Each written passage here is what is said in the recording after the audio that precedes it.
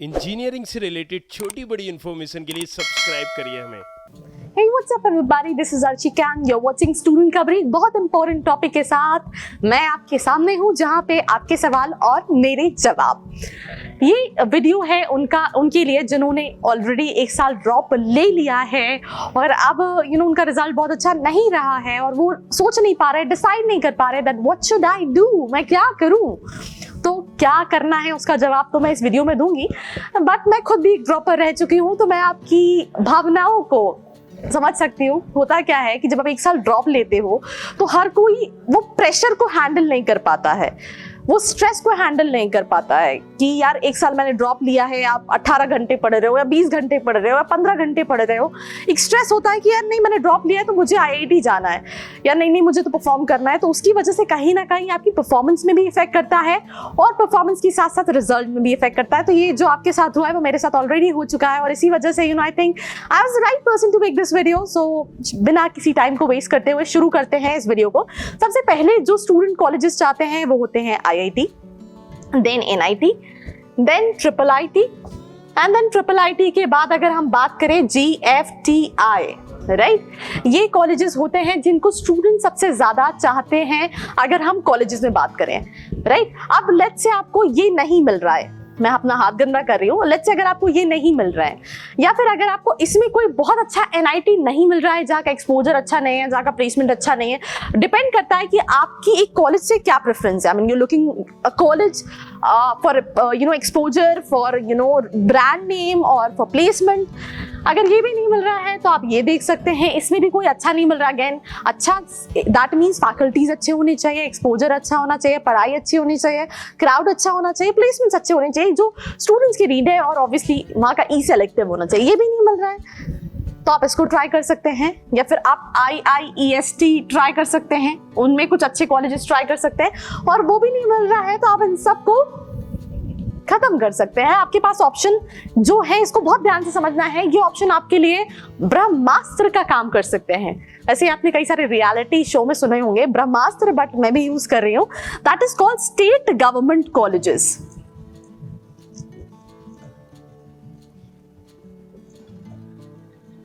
हर state में कुछ colleges ऐसे होते हैं जो NITs के कम लेवल के होते हैं। मैं IITs तो नहीं बोलूंगी, NITs के लेवल के होते हैं।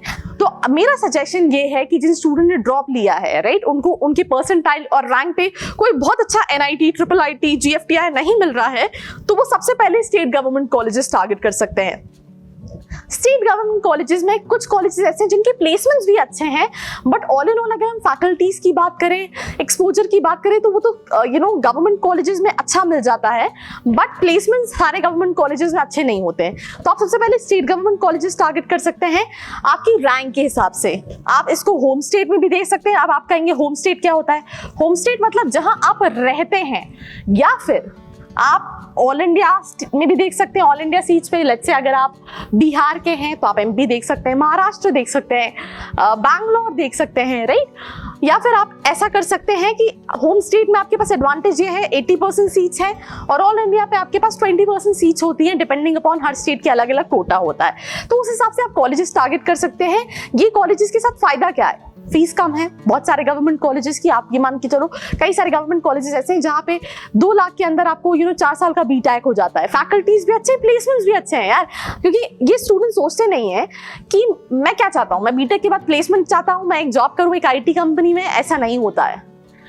मैंने अगर आप लास्ट 5 साल का भी ग्राफ उठा के देखेंगे तो कई सारे स्टूडेंट्स तो right after their graduation go for their masters, either specially from government colleges और इवन IITs NITs। वो MBA के लिए चले जाते हैं IIMs में, उनके पास अपॉर्चुनिटी ज्यादा होती है। अगर वो MBA के लिए नहीं जाते हैं तो UPSC IAS गवर्नमेंट एग्जाम्स के लिए चले जाते हैं, अब्रॉड चले जाते हैं, या फिर गेट क्लियर करके अपना MTech प्लान करते हैं, या कुछ साल जॉब करने के बाद उन्हें मास्टर्स करनी होती है। तो भाई इन्वेस्टमेंट कम लगेगा, कॉलेज का ब्रांड वैल्यू अच्छा मिलेगा, और साथ ही साथ अगर प्लेसमेंट चाहिए तो कुछ गवर्नमेंट कॉलेजेस है जहाँ प्लेसमेंट मिल जाएंगे। तो यार मतलब तुम्हारा लॉस भी नहीं हुआ और तुम्हें एक अच्छा ऑप्शन मिल गया। अब अगर तुम्हें ये नहीं चाहिए यार, मतलब तुम्हें कोई ऐसा तुम्हारी रैंक पे गवर्नमेंट कॉलेज मिल रहा है जहाँ पे तुम डिसाइड कर सकते हो। अगेन ये बहुत मैटर करेगा कि तुम चाह क्या रहे हो 4 साल बाद। उसके हिसाब से तुम्हें ये कॉलेजेस डिसाइड करने पड़ेंगे। नहीं डिसाइड कर पा रहे हो, नीचे नंबर दिया है, कॉल मैसेज या व्हाट्सएप करके तो पता कर ही सकते हो।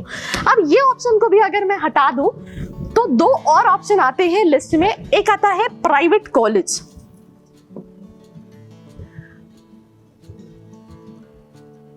गाइस, अब प्राइवेट कॉलेज में कैटेगरी, एक तो प्राइवेट यूनिवर्सिटी होती है जो मैं लास्ट में डिस्कस करूंगी, एक होता है प्राइवेट कॉलेज। कई सारे प्राइवेट कॉलेजेस ऐसे होते हैं जो गवर्नमेंट यूनिवर्सिटी से एफिलिएटेड होते हैं। जैसे कि मैं पीआईसीटी पुणे की बात करूं, पुणे यूनिवर्सिटी से एफिलिएटेड है।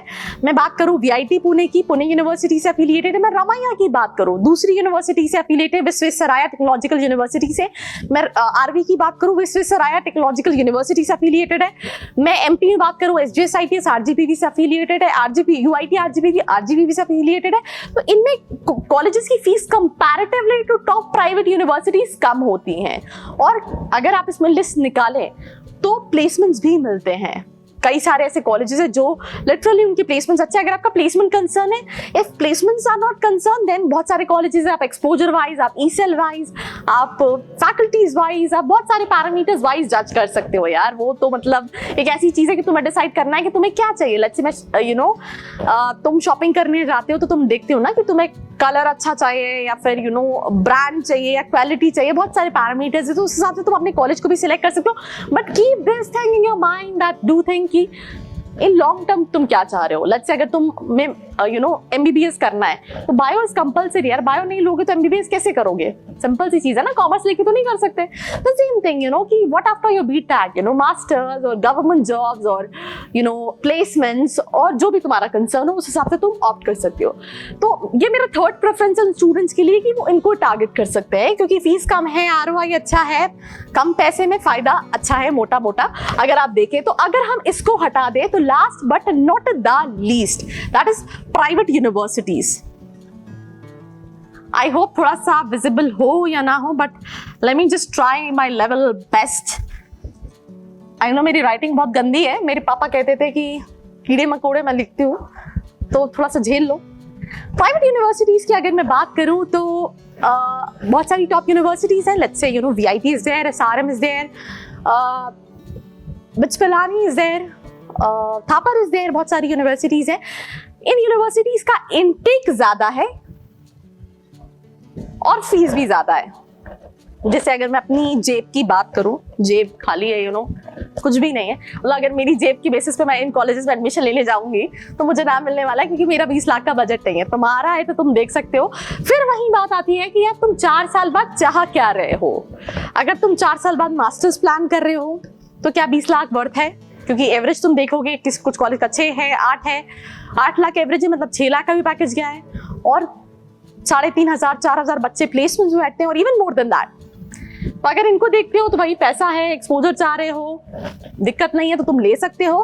अदरवाइज ये सोचो कि क्योंकि अगर मैं एमबीए की काउंसलिंग करती हूँ और एमबीए में एक बहुत इंपॉर्टेंट टर्म होता है, that is ROI, return on investment. Let's say तुमने 20 लाख बीटेक में इन्वेस्ट किया, तुम 25 लाख एमबीए में इन्वेस्ट करोगे आईएम से, क्योंकि आईएम की फीस तो कम होती नहीं है, राइट? तो 45 लाख इन्वेस्ट करने के बाद अगर तुम्हें 15 लाख मिल रहा है तो यार this is not a good ROI. आधा भी नहीं मिला जो तुमने लगाया, और साथ ही साथ 6 साल का ड्यूरेशन भी।